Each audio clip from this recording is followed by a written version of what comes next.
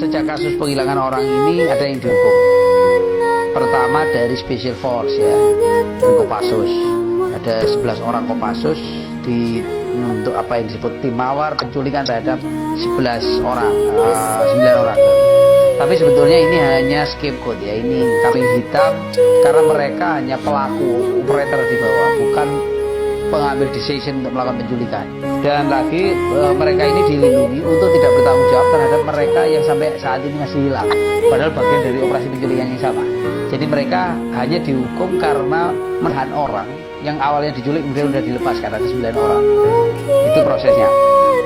Di samping itu memang ada 2 orang jenderal ya, dan 1 orang kolonel yang dicopot jabatannya karena kasus-kasus penculikan ini. Letnan Jenderal Prabowo itu Pangkostrat, kemudian Muhdi itu Komandan Jenderal Kopassus, kemudian juga Kolonel Khairawan itu dari Komandan Grup 4 Kopassus.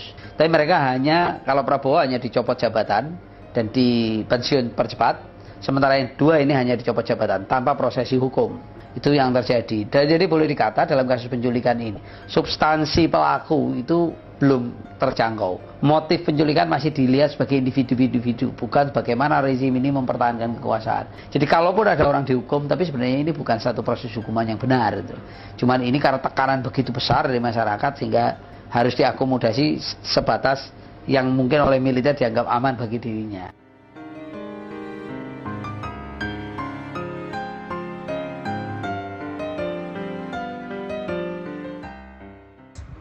Komentar Fahri Hamzah terkait pemberian pangkat Jenderal Kehormatan kepada Prabowo Subianto oleh Presiden Jokowi menjadi sorotan.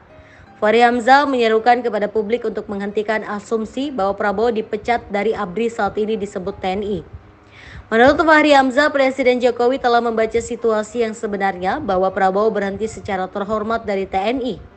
Ia menegaskan bahwa semua informasi yang berkembang adalah hoaks dan informasi yang digiring sejak 1998 telah dibantah.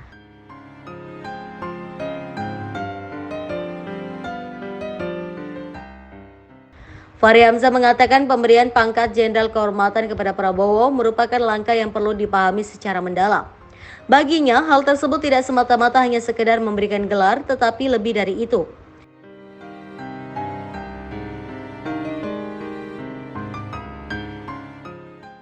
Sebelumnya, Menteri Pertahanan sekaligus Capres 2024 Prabowo Subianto secara resmi menerima pangkat Jenderal TNI Kehormatan dari Presiden Jokowi.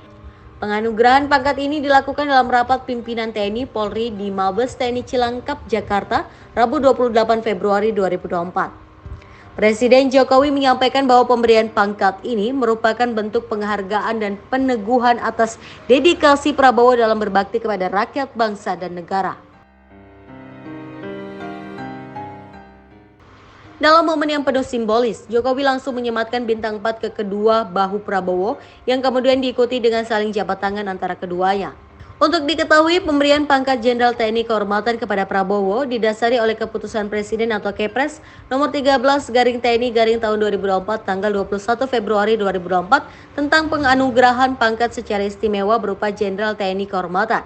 Penghargaan ini juga menjadi sorotan publik terutama karena kontroversi sebelumnya yang melibatkan Prabowo Subianto dalam beberapa kasus pelanggaran HAM.